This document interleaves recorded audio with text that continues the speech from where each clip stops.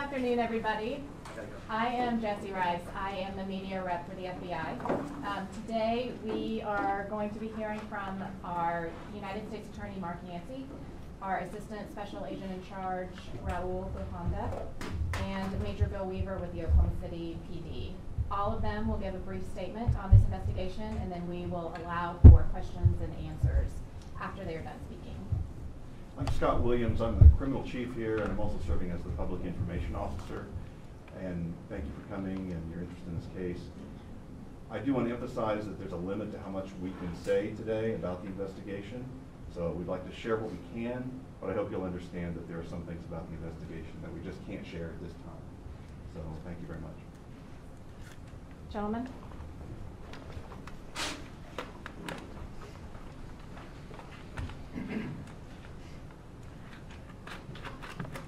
Good afternoon, everyone. As Jesse just said, I'm Mark Yancey. I'm the acting United States Attorney here in the Western District of Oklahoma. Along with my counterparts from the FBI and the Oklahoma City Police Department, we're here to announce the arrest and charging of Jerry Drake Varnell, a white male, age 23, from Sayre, Oklahoma. Early Saturday morning in Oklahoma City, Mr. Varnell was arrested by members of the Joint Terrorism Task Force, that's an FBI group here in Oklahoma City, after an 8-month-long investigation. Yesterday, we filed a criminal complaint in federal district court here in the Western District of Oklahoma, charging Mr. Varnell with the attempted destruction of a building by means of an explosive. That's a violation of Title 18 of the United States Code, Section 844. If Mr. Varnell is convicted of this offense, he could serve not less than 5 years in prison and a maximum of 20 years in prison. We anticipate that Mr. Varnell will make his initial appearance in court today at 3 p.m. before United States Magistrate Judge Sean T. Irwin. We also expect that we will seek an indictment from the grand jury within 30 days. I want to thank the FBI and the Oklahoma City Police Department and all of the other members, federal, state, and local, who participated in this investigation through the Joint Terrorism Task Force. They've done extraordinary work in this case. Before I turn it over to my FBI counterpart, I want to remind the public that at this stage of the proceeding, Mr. Varnell is presumed innocent until he's proven guilty beyond a reasonable doubt.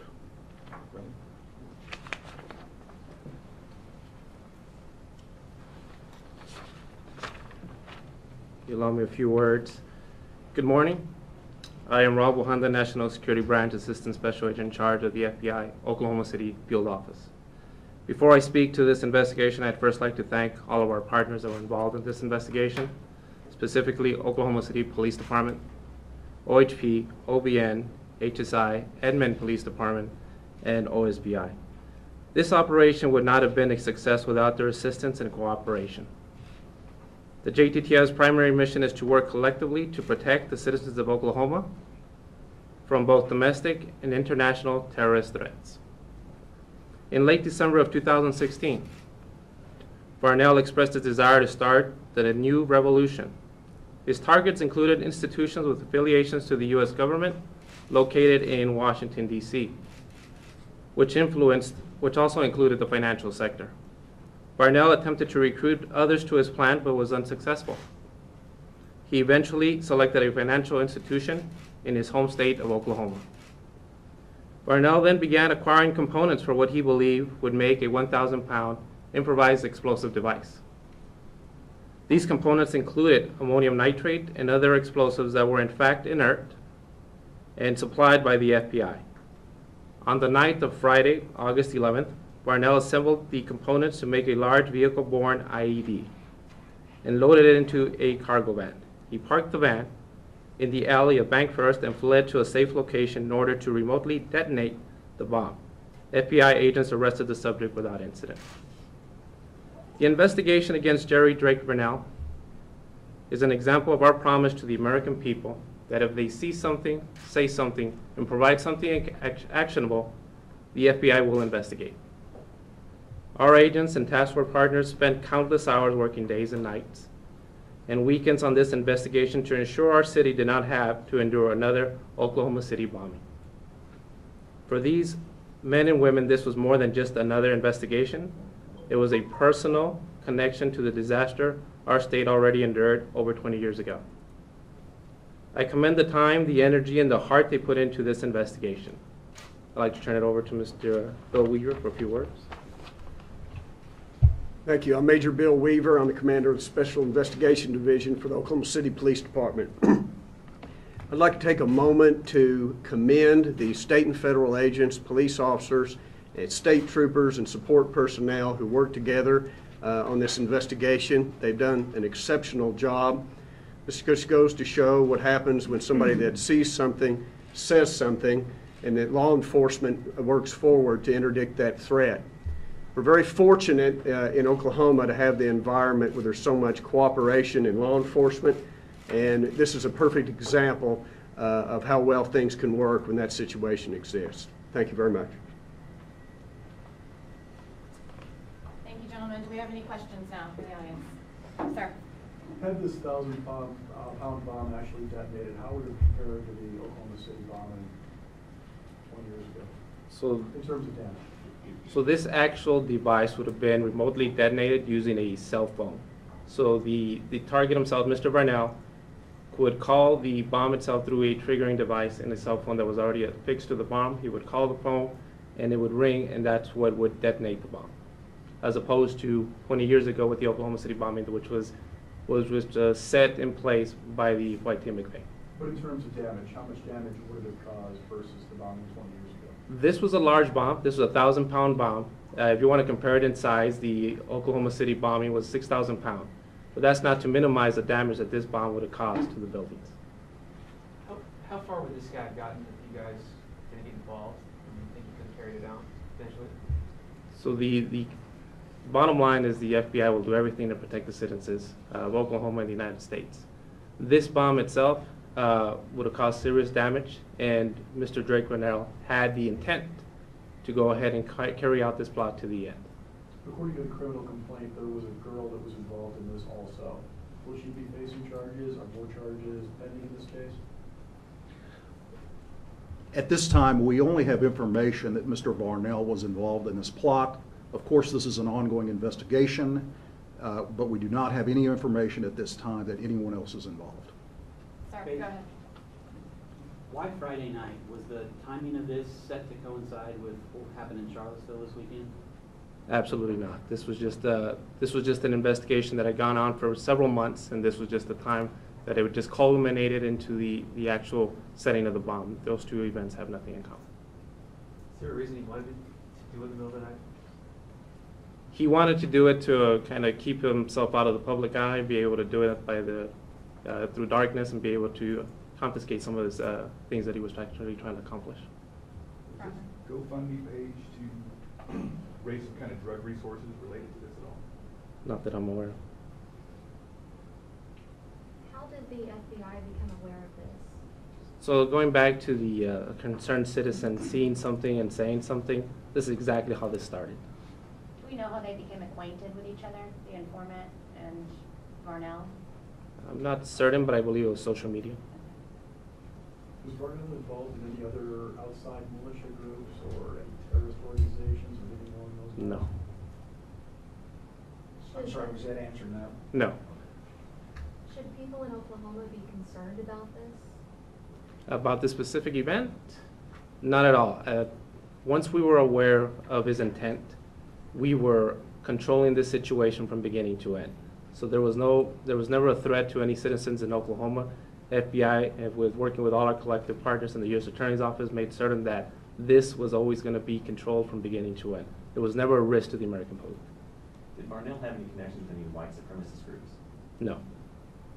Now, after 1995, some more regulations were put on the materials needed to make that type of a bomb. Would Varnell have had the resources to acquire actual materials that weren't inert, or would any citizen have the ability to replicate what he did with actual materials? Well, like you're stating, we do have a lot of places in place that kind of prevent individuals from going and purchasing these types of things. Is there still a possibility? Of course there is, and if the intent and the desire is there, he would have been able to acquire it. That is why it was crucial that the FBI was placed at the beginning of this investigation when we came to know about this and stayed through it throughout. Whose custody is he in right now? Are you allowed to say that? He is currently in the U.S. Marshal's custody, again, in anticipation of his initial appearance this afternoon. Is there a certain jail that they take? Does he defend or? That will be up to the United States Marshal Service. So take us back through this, I guess, past Saturday night. He went through all these motions thinking he's actually really going to blow a building up downtown. Is that correct? Yes. So you said it was in an alleyway there next to the Bank First, is that correct? Right. There was the loading dock that's right in that alleyway. Did he assemble the device himself, and where did he get that expertise? So he assembled the device himself, and we provided some of those expertise through an FBI undercover operation. Now, you said he's not actually a member of any kind of extremist group at all, but do you see signs that he was influenced by any kind of online group at all? No, but he did have the ideology for anti-government. Why was he against the government? That's a good question as to what might have been his motivations. That would be speculation a lot on my part. This is something that we came to us from him himself, his own words, his social media, what we were able to exploit. So that was driven, that intent. There was nothing specific to, I guess, the target, but this is something that he already had personally. Can you give some examples of some of the social media posts that demonstrated this type of ideology? Well, this is still part of an ongoing investigation, so at this point I'm not at liberty. So you can tell us how he engaged, through what social media? Was it like a Facebook or some other website? Or He had a Facebook site. Okay, so it was through Facebook that he was expressing his displeasure with the government? Right, some of which, and then others obviously in person to other individuals that he considered to be of like mind. Is his statement that he had prepared ahead of time, is that available to us? That information should be in the criminal complaint that you have a copy of. My apologies. He did attempt to recruit several other people. Have any of them approached the FBI or other agencies to let them know this is going on? Yeah, those individuals did report that to the FBI. How many? I'm not certain of the numbers. I would say it was at least 2. Could you reiterate to us how similar this was to the Oklahoma City bombing? Well, the bomb itself was the exact similar type bomb, except in size it was different. The Oklahoma City bomb was 6,000 pound ample bomb. This was a 1,000 pound IED. For those of us, and I think it's most of us, we can't really grasp what kind of damage a bomb like that can do. Could you kind of give us a better explanation of what we could have expected had that gone on? There's a lot of factors that would go into it. One thing I can tell you related to the size of this specific bomb was where it was positioned within that loading dock in close proximity to those buildings.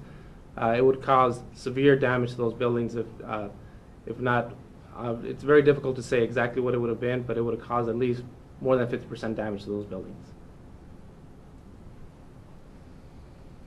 Is there a reason why he shifted from wanting to bomb the Federal Reserve to the corporate bank?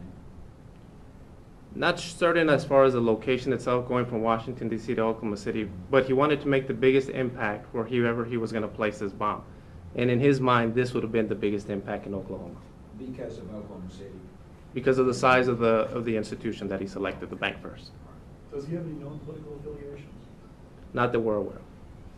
The undercover agent kind of encouraged him to do this, or would he have done it anyway, you guys think? So the undercover employee was very specific in what his intent was, and that was to be, at the beginning of the operation, to be a listening post, to find out exactly what his state of mind was, and then to make sure that we control the situation. So as far as the intent and what he wanted and the desire that he had, Mr. Varnell, that was all coming from Mr. Varnell.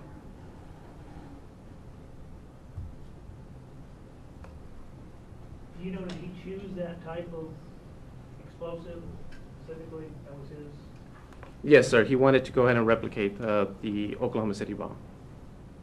And you say he acted alone. Is there reason to believe that he might have influenced other people, or there might be other people out there with similar motives? So we knew he was trying to influence others because we had an ongoing undercover operation, and also the concerned citizens that came with this initial information to the FBI.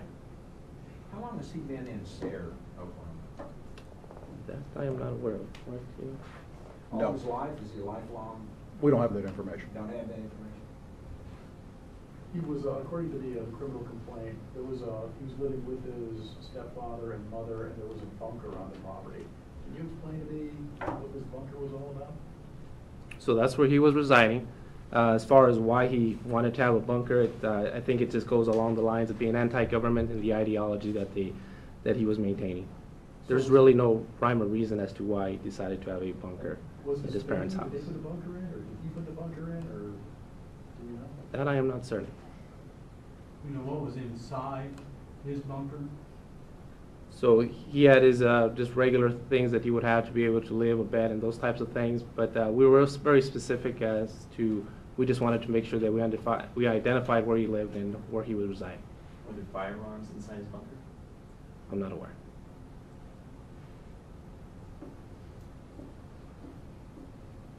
Any other questions?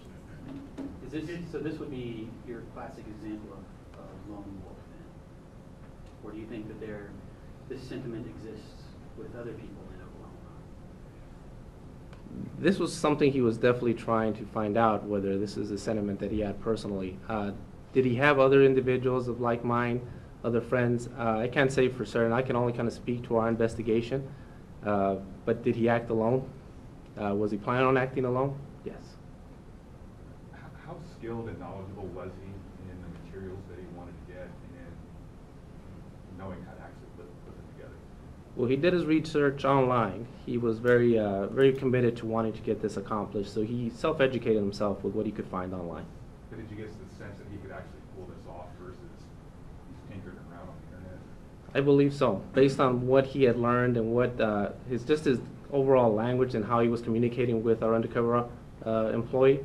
He had the knowledge, had the skill.